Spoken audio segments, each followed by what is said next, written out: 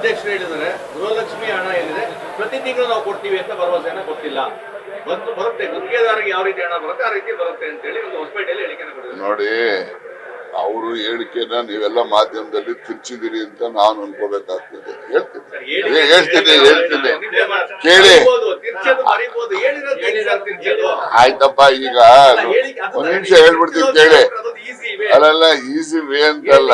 ಆಯ್ತು, ನಾನು ಹೇಳ್ತಾ ಇದ್ದೀನಿ, ಅವ್ರು ಹೇಳಿದ್ರಲ್ಲ, ನಾನು ಒಬ್ಬ ಸಂಪುಟದಲ್ಲಿ ನಾನು ಒಬ್ಬ ಸದಸ್ಯ, ಕಲೆಕ್ಟಿವ್ ರೆಸ್ಪಾನ್ಸಿಬಿಲಿಟಿ ಇದ್ದೇ ಇರ್ತದೆ ಸಚಿವರಿಗೆ. ನಾನು ಹೇಳ್ತಾ ಇದ್ದೀನಿ, ಯಾರಿಗೆ ಕೊಟ್ಟಿಲ್ಲ ಹೇಳಿ ಪ್ರತಿ ತಿಂಗಳು? ಮೊನ್ನೆ ಜನವರಿ ಫೆಬ್ರವರಿ ಮಾರ್ಚ್ ನಲ್ಲಿ 3 months ಸ್ವಲ್ಪ ನಿಧಾನ ಆಯ್ತು. ಯಾಕಾಯ್ತು ಅಂತ ಹೇಳಿದ್ರೆ, ನಮ್ಮ ಟ್ರೆಷರಿ ನಲ್ಲಿ K2 ನಲ್ಲಿ ಅದು ಸಾಫ್ಟ್ವೇರ್ ಅನ್ನ ಚೇಂಜ್ ಅವರು ಮಾಡ್ತಾ ಇದ್ರು. ಚೇಂಜ್ ಮಾಡುವಂತ ಸಂದರ್ಭದಲ್ಲಿ ಪ್ರಾರಂಭದಲ್ಲಿ ಗ್ಲಿಚಸ್ ಇದ್ದೇ ಇರ್ತವೆ. ಈಗ ಎಲ್ರಿಗೂ ಬಟವಾಡೆ ಮಾಡ್ತಾ ಇದೀವಲ್ಲ ಪ್ರತಿ ತಿಂಗಳು.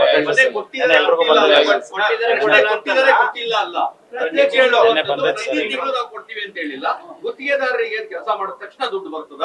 6 ತಿಂಗಳು, ವರ್ಷ, 2 ವರ್ಷ, 4 ವರ್ಷ ತನಕ ಮಾತನಾಡಿದ್ದಾರೆ. ಈಗ ನೋಡಿ, 4 ತಿಂಗಳು ಅವೆಲ್ಲ ಎಲ್ಲೂ ಕೂಡ ಡಿಲೇ ಆಗೋ ಸಂದರ್ಭ ಇಲ್ಲ. ಅವ್ರು ಹೇಳಿದ್ದಾರೆ, ಹೇಳಿರ್ತಕ್ಕಂಥದ್ದು ಬಗ್ಗೆ ನನಗೆ ಸಂಶಯ ಇದೆ. ಅವರು ಆ ರೀತಿ ಪ್ರತಿಕ್ರಿಯೆ ಕೊಡ್ಲಿಕ್ಕೆ ಸಾಧ್ಯ ಇಲ್ಲ. ಈಗ ನಿನ್ನೆನೂ ಕೂಡ ಹಣ ಎಲ್ಲರಿಗೂ ಬಟವಾಡೆ ಆಗಿದೆಯಲ್ಲ. ನೀವು ಯಾರನ್ನ ಫಲಾನುಭವಿಗಳನ್ನ ಯಾರನ್ನಾದ್ರೂ ನೀವು ಇಲ್ಲ ಬಿಡಿ ಅದನ್ನ ಯಾಕೆ ಇದ್ ಮಾಡ್ತೀರಿ? ಯಾವುದೋ ಕಾರಣಕ್ಕೂ ಕೂಡ ಪ್ರತಿ ತಿಂಗಳು ಪ್ರತಿಯೊಬ್ಬರಿಗೂ ಕೂಡ ವಿತರಣೆ ಆಗುವ ರೀತಿಯಲ್ಲಿ ಕ್ರಮ ಇಡ್ತಾರೆ. ಸಚಿವ ಸಂಪುಟದ ಬಗ್ಗೆ ಸಾಕಷ್ಟು ಚರ್ಚೆಗಳಾಗ್ತಿದೆ. ಶಾಸಕ ತನ್ವೀರ್ ಸೇಠ್ ಅವರು ಕೂಡ ಹೇಳಿದ್ದಾರೆ, ಅನೇಕ ಹಿರಿಯ ಸಚಿವರಿಗೆ ಹಾಗೂ ಯಾರು ಕೆಲಸ ಮಾಡಿಲ್ಲ ಅಂತ ಸಚಿವರಿಗೆ ಕೊಟ್ಟು ಹೊಸ ಸಚಿವನ ತೆಗೆದುಕೊಳ್ಳೋ ಸಾಧ್ಯತೆ ಇದೆ ಅಂತ ಹೇಳಿದ್ದಾರೆ. ಅದನ್ನೆಲ್ಲ ಯಾರು ತೀರ್ಮಾನ ಮಾಡೋರು? ತನ್ವೀರ್ ಸೇಠ್ ಮಾಡ್ತಾರ, ನಾನ್ ಮಾಡ್ತೀನ? ಯಾರು ಮಾಡ್ತಾರೆ? ಮಾಡೋರು ಕಾಂಗ್ರೆಸ್ ಪಕ್ಷದ ಹೈಕಮಾಂಡ್ ನಲ್ಲಿ ಅವರು ಯಾವ ಸಂದರ್ಭದಲ್ಲಿ ತೀರ್ಮಾನ ಮಾಡಿದ್ರೆ ಪಕ್ಷಕ್ಕೆ ಜನರಿಗೆ ಅನುಕೂಲ ಆಗುತ್ತೆ ಅಂತಕ್ಕಂಥದ್ದು ಭಾವನೆ ಅವ್ರಿಗೆ ಬರ್ತದೆ, ಆಗ ತೀರ್ಮಾನ.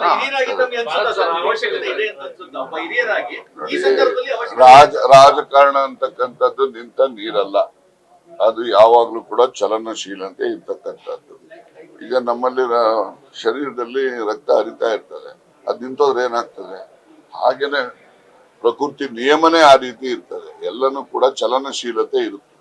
ಆದಾಗ ಮಾತ್ರ ಅದಕ್ಕೆ ಅರ್ಥ ಇರುತ್ತೆ ಹೊರತು ಯಾವುದೇ ಪ್ರತಿಕ್ರಿಯೆ, ಯಾವುದೇ ಆಗು ಹೋಗುಗಳಿಗೆ ಯಾವತ್ತೂ ಚಲನಶೀಲತೆನೇ ಕಾರಣ ಇರ್ತದೆ. ನಾನು ಹೇಳಿದ್ದಲ್ಲಪ್ಪ ಮೊದ್ಲೇನೆ, ನಾಯಕತ್ವ ಬದಲಾವಣೆ ಇರ್ಬೋದು, CM ಬದಲಾವಣೆ ಇರ್ಬೋದು, ಮಂತ್ರಿ ಬದಲಾವಣೆ ಇರ್ಬೋದು, ಆಮೇಲೆ ಜಿಲ್ಲಾ ಅಧ್ಯಕ್ಷಗಳು ಬದಲಾವಣೆ ಇರ್ಬೋದು, ಮತ್ತೆ ರಾಜ್ಯದ ಅಧ್ಯಕ್ಷ ಬದಲಾವಣೆ ಇರ್ಬೋದು. ಎಲ್ಲನೂ ಕೂಡ ಕಾಂಗ್ರೆಸ್ನ ಹೈಕಮಾಂಡ್ ತೀರ್ಮಾನ ಅಂತಿಮ. ಅದರಲ್ಲಿ ಯಾರ್ದು ಏನೇ ಇದ್ರೂ ಕೂಡ ಅದೆಲ್ಲ ವೈಯಕ್ತಿಕ ಅನಿಸಿಕೆಗಳು.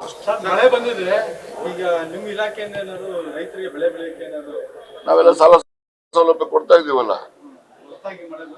ಹೊಸದಾಗಿ ಬಂದಿದ್ಯಾ ಮಳೆ? ನಿರಂತರ ಪ್ರತಿ ವರ್ಷ ಬರ್ತಾನೆ ಇರ್ತದೆ. ಆಯ್ತಪ್ಪ, ಕೊಡ್ತೀವಲ್ಲ. ನೋಡಿ, ಎಲ್ಲೆಲ್ಲಿ ಗಮನಕ್ಕೆ ಬರ್ತದೆ ಅಲ್ಲೆಲ್ಲವೂ ಕೂಡ ನಾವು ಕಟ್ಟುನಿಟ್ಟಿನ ಕ್ರಮ ತೆಗೆದುಕೊಳ್ಬೇಕಂತ ಮನಸ್ಥಿತಿನೂ ಇದೆ, ನಾವು ಪ್ರಯತ್ನನೂ ಮಾಡ್ತಾ ಇದ್ದೀವಿ. ಆದ್ರೆ ಕೆಲವು ಕಾನೂನುಗಳ ತೊಂದರೆ ಏನಿದೆ ಅಂದ್ರೆ, ಕಾನೂನಲ್ಲಿ ಇರ್ತಕ್ಕಂಥ ಲೋಪಗಳ ಹಿನ್ನೆಲೆಯಲ್ಲಿ ಕೆಲವು ಬಾರಿ ಕೋರ್ಟ್ಗಳಲ್ಲಿ ಅದ್ರ ಬಗ್ಗೆ ತಡೆಯಾಜ್ಞೆ ಬರ್ತಕ್ಕಂಥದ್ದು, ಈ ರೀತಿ ಪ್ರಕರಣಗಳು ನಡೀತಾ ಇದ್ದಾವೆ. ಇದನ್ನೆಲ್ಲ ನಾನು ಕೂಡ ಈ ರೀತಿ ತಪ್ಪು ಮಾಡಿದವರಿಗೆ ಶಿಕ್ಷೆ ಆಗಬೇಕು ಅಂತಕ್ಕಂಥ ದೃಷ್ಟಿಯಿಂದ, ಹಣ ವಸೂಲಾತಿಯಿಂದ ಹಿಡಿದು ಅವರಿಗೆ ಒಂದು ಕ್ರಿಮಿನಲ್ ಅಪರಾಧದ ಮೇಲೂ ಕೂಡ ಶಿಕ್ಷೆ ಆಗಬೇಕು ಅಂತೇಳಿ ಹಲವಾರು ತಿದ್ದುಪಡಿಗಳನ್ನ ವಿಧಾನಸಭೆ ವಿಧಾನ ಪರಿಷತ್ತಿನಲ್ಲಿ ಮಂಜೂರು ಮಾಡಿ ಈಗಾಗಲೇ ಗೌರವಾನ್ವಿತ ರಾಜ್ಯಪಾಲರಿಗೆ ತಲುಪಿಸಿದ್ದೇವೆ. ರಾಜ್ಯಪಾಲರು ಕೆಲವು ಕ್ಲಾರಿಫಿಕೇಶನ್ಸ್ ವಿವರಗಳನ್ನ ಕೇಳಿದರೆ ಆ ವಿವರಗಳನ್ನು ಕೂಡ ತಲುಪಿಸ್ತಾ ಇದ್ದೇವೆ. ಆ ಹಿನ್ನೆಲೆಯಲ್ಲಿ ಆ ಹೊಸ ತಿದ್ದುಪಡಿಗಳು ಬಂದ್ರೆ ಇನ್ನೂ ಹೆಚ್ಚು ಪರಿಣಾಮಕಾರಿಯಾಗಿ ಈ ರೀತಿಯ ದುರುಪಯೋಗ, ಸಾರ್ವಜನಿಕ ಹಣ ಯಾರೇ ದುರುಪಯೋಗ ಮಾಡಿದ್ರು ಕೂಡ ಅದನ್ನ ಬಹಳ ಕಟ್ಟುನಿಟ್ಟಿನ ಶಿಕ್ಷೆಯನ್ನ ಕೊಡ್ತಕ್ಕಂಥದ್ದು, ಹಣವನ್ನ ವಸೂಲತೆ ಮಾಡ್ತಕ್ಕಂಥದ್ದು, ಯಾರೆಲ್ಲ ಹಣ ದುರುಪಯೋಗ ಮಾಡ್ತಾರೆ ಅವರ ಆಸ್ತಿನೂ ಕೂಡ ಮುಟ್ಟುಗೋಲು ಹಾಕೊಳ್ತಕ್ಕಂಥ ಪ್ರಕ್ರಿಯೆಗಳನ್ನ ಮಾಡ್ತಾರೆ. ಯುದ್ಧದ ಗ್ರೇಟ್ ವಾರ್ ಶುರುವಾಗಿದೆ. ರೈಲ್ವೆ ಟಿಕೆಟ್ ನಲ್ಲೂ ಸಹ ಒಂದು ಆಪರೇಷನ್ ಸಿಂಧೂರನ್ನು ಮುದ್ರಿಸುವಂತ ಕೆಲಸವನ್ನ ಕೇಂದ್ರ ಮಾಡಿದೆ. ನೋಡಿ, ಕೇಂದ್ರ ಮಾಡಿದೆ ಅನ್ನೋ ನನ್ ಕೇಳಿದ್ರೆ ನಾನೇನು ಉತ್ತರ ಹೇಳ್ಬೇಕು? ತಾವೊಂದು ತಮ್ಮ ನಾನು ಅದನ್ನ ಟೀಕೆ ಮಾಡಕ್ ಹೋಗೋದಿಲ್ಲ. ಸರಿನಾ ತಪ್ಪು ಮಾಡಿರೋದು ಅಂತ. ಅಲ್ಲ, ಟೀಕೆ ಮಾಡಕ್ ಹೋಗೋದಿಲ್ಲ.